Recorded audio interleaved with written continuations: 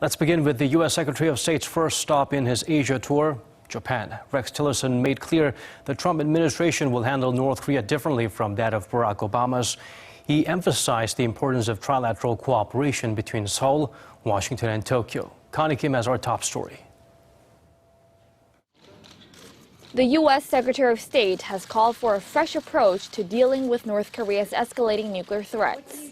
Following his meeting with Japanese Foreign Minister Fumio Kishida in Tokyo on Thursday, Rex Tillerson said he'll be looking to discuss his new approach during his first Asia trip, which will also take him to South Korea and China. In the face of this ever-escalating threat, it is clear that a different approach is required. Part of the purpose of my visit to the region is to exchange views on a new approach. To effectively counter North Korea's persistent nuclear threats, Tillerson also highlighted the importance of coordinated action from Seoul, Washington, and Tokyo.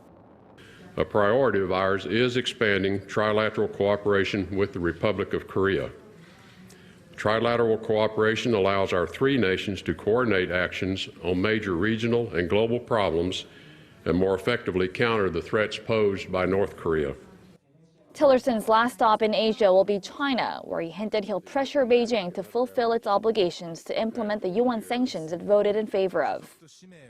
We will be having discussions with China as to further actions we believe they might consider taking that would be helpful to bringing North Korea to a different attitude about its future need for nuclear weapons.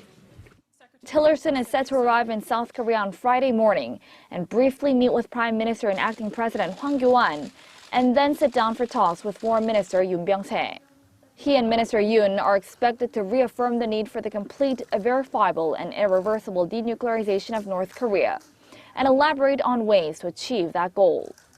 Wrapping up his meetings in Seoul, Tillerson will head over to Beijing, where observers will be looking closely for his message about deploying THAAD to the Korean peninsula and the possibility of economic sanctions on Chinese entities.